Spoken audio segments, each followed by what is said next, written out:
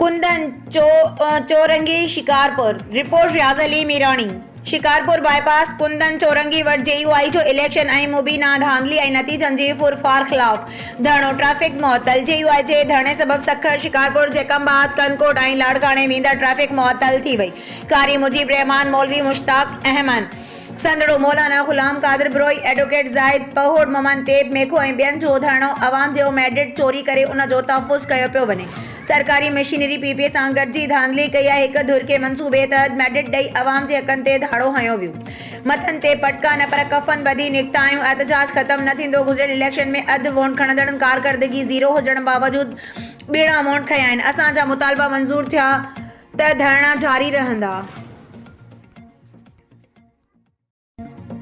Secretary report काज़ी अली रज़ा सनाई 8 February ते मुल्क में थींदड़ 2024 जे आम चूंडुनि में मुबैना तौर धांधली ख़िलाफ़ जमीयतुल उलमा इस्लाम पारां सकरन में बे क़ौमी शहरा ते धरणो हणी रोड ब्लॉक करे इलेक्शन कमीशन जे फ़ैसिलनि ख़िलाफ़ सख़्त नारेबाज़ी कई वई। धरणे खे जमीयतुल उलमा इस्लाम जे सूबाई जनरल सेक्रेटरी राशिद महमूद सोमरो ख़िताब कंदे चयो त इलेक्शन में रिकॉर्ड धांधलियूं कयूं वयूं। GDROs ऐं ROs ऐं प्रेसिडिंग ऑफिसरनि पीपल्स पार्टी जे उम्मीदवारनि खे कामयाब करण लाइ रिंगिंग करे बैलेट बॉक्स भरिया ऐं केतिरनि ई तकनि ते फार्म 45 में कामयाब मेंबरनि खे मन घड़त नतीजा जोड़े हारियल करार ॾिनो वियो। हिननि चयो त बैलेट पेपर ते लॻल फिंगर प्रिंट्स जे करे चेक कया वञनि त बिलावल भुट्टो ज़रदारी समेत PPA जा उम्मीदवार हाराए वेंदा। असां पहिरें मरहले में अॼु 11 फरवरी ते क़ौमी शहरा ते धरणा हया आहिनि। ॿिए मरहले में DC ऑफिस ऐं तालके जे प्रेस क्लबनि आॾो एहतजाज कयो वेंदो। हिन उहो बि चयो त जुमे जे ॾींहुं सिंध पंजाब बॉर्डर बंदि कयो वेंदो, जंहिं बाद सिंध असेंबलीअ जो घेराव पिणु कंदासीं ऐं जाली मैंडेट हासिल करे ईंदड़ मेंबरनि खे हलफ़ करण न ॾिनो वेंदो। धरणे खे जमीयत जे अॻवाननि कारी अब्दुल करीम चन्ना, मौलाना अब्दुल करीम ब्रोई, एडवोकेट करीम बख्शुद्दीन, मौलाना एहसानुल्लाह मोरोजो, SUP जे अयूब खोसो ऐं अली सुमरो पिणु ख़िताब कयो। ठारू शाह अवाम जे जज़्बनि सां खेॾण जा नतीजा सख़्त निकिरी सघनि था। मौजूदु इलेक्शन खे रद्द करियूं था। अहिड़ा नतीजा हरगिज़ क़बूल न कंदासीं। ROs ऐं DROs ब्लड बॉक्स पाण भरे रहिया हुआ। सुभाणे कराची में GDA जो इजलास आहे, जंहिंमें हिकमत अमली जोड़ी पूरे सिंध अंदरि सख़्त एहतजाज जो सॾु ॾिनो वेंदो। GDA ऐं नून लीग जे अॻवाननि जी गॾियल प्रेस कॉन्फ्रेंस GDA गुलाम मुर्ज़ा ख़ान जतोई, मसरूर ख़ान जतोई, सैयद असगर अली शाह, शकील अहमद जलवानी, शाहनवाज़ ख़ान जतोई, सैयद ज़ुहैब अली शाह ऐं ॿियनि प्रेस कॉन्फ्रेंस कंदे चयो त इलेक्शन खे तारीख़ जे बदतरीन ख़तरनाक इलेक्शन करार ॾियूं था। हिन इलेक्शन में अवाम जो मैंडेट चोरायो वियो आहे। जेकॾहिं आला इदारनि खे अहिड़ी इलेक्शन करणी हुई त पोइ अवाम जे जज़्बनि सां छो खेॾियो वियो। असांजे ज़िले नौशर अफरोज़ में DRO ऐं ROs खां मनपसंद नतीजा लिखाया विया आहिनि। अहिड़नि नतीजनि खे हरगिज़ क़बूल कोन कंदासीं। सुभाणे कराची जे GDA जे गॾिजाणी में अहम फ़ैसिला करे सख़्त एहतजाज जो सॾु ॾिनो वेंदो। रिपोर्टर नसीर अबड़ो।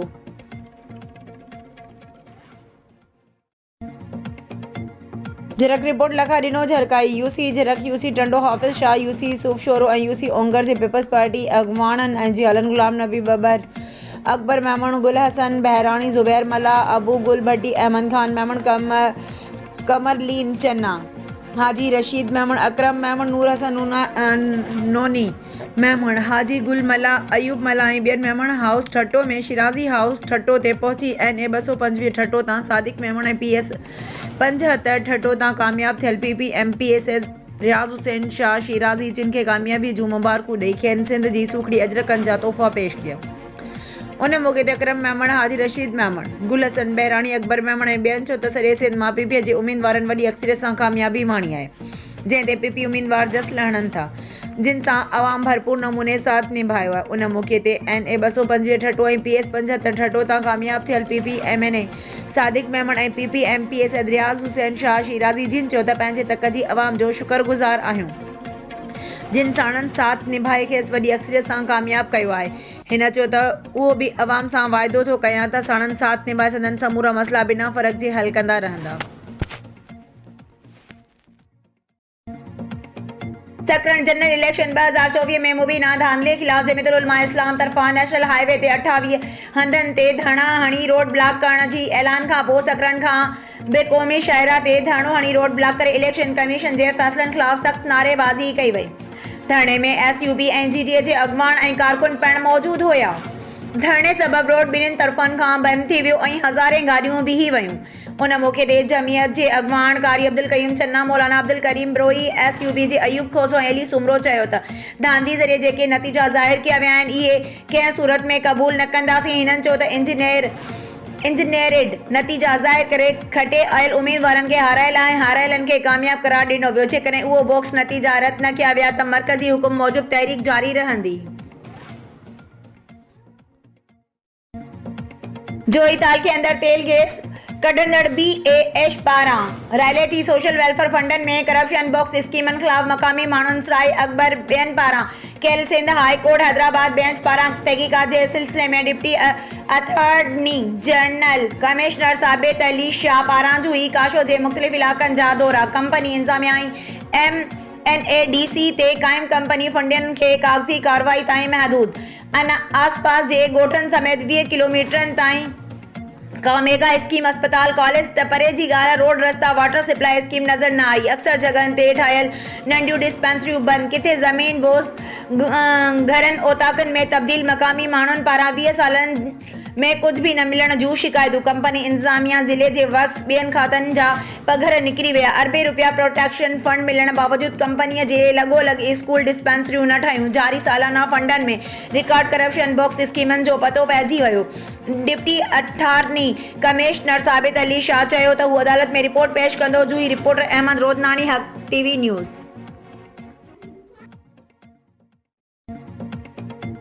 नौशरो फ़िरोज़ रिपोर्ट ज़ुल्फ़िकार अली तगड़ नौशरो फ़िरोज़ भरिसां नींगर खे अगवा करे तशद्दुद ऐं ज़ख़्मी करण खां पोइ खेसि संदसि घर आॾो फिटो कयो वियो। ख़बर मूजिब नौशरो फ़िरोज़ ॿाहिरां बहरिया कॉलेज भरिसां झूपड़ियुनि में रहंदड़ मौसूम नींगर हुबदार शेख खे कुझु माण्हू अगवा करे विया ऐं संदसि मथां सख़्त तशद्दुद करे पोइ खेसि घर आॾो फिटी करे विया। नींगर हुबदार शेख जी माउ ज़ख़्मी पुट साण करे प्रेस क्लब नौशरो फ़िरोज़ आॾो एहतिजाज कयो। हिन ॿुधायो त मुंहिंजे पुट खे अकरम शेख मुश्ताक शेख अगवा करे बदतरीन तशद्दुद जो निशानो बणाइण खां पोइ घर आॾो फिटो करे विया। बेहोश जे दौरनि सबबि असां अस्पताल वियासीं पर उते इलाज न कयो वियो ऐं ग़रीब सम्झी धिकारियो वियो। हिन तशद्दुद में मुलविस जवाबदारनि जी गिरफ़्तारी ऐं सही इलाज करण जो मुतालबो कयो।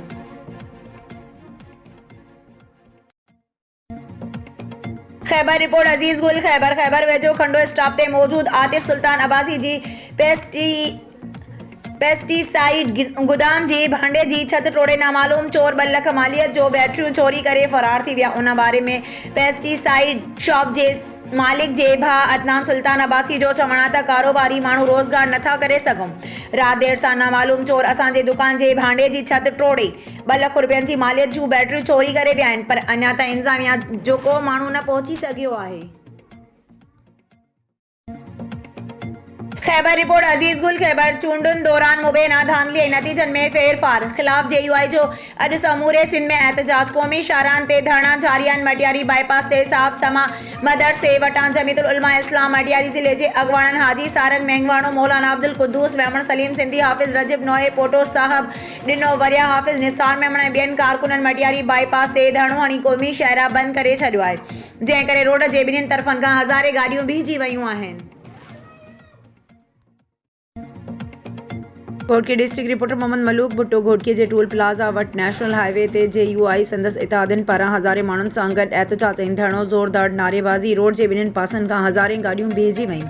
हिननि जो बॉक्स ऐं धांधी शद इलेक्शन ऐं कूड़नि रिज़ल्टनि ख़िलाफ़ एहतजाज। हिननि जो चवणु हो त असांजा इत्तेहादी सॼे सिंध मां खटे विया आहिनि। असां तव्हांखे कूड़ो रिज़ल्ट ॾेई सिंध जे अवाम खे 5 साल वरी हिननि लुटेरनि पीपल जे हवाले कयो वियो आहे। असां हितां जी पंहिंजी क़यादत जे हुकुम खां सवाइ हितां न उथंदासीं। एहतजाज जी अॻवाणी सरदार पप्पू ख़ान, चाचड़ मौला मोहम्मद इसाक लगारी ऐं हाफ़िज़ राज अहमद चन्ना ऐं ॿियनि अॻवाणनि कई।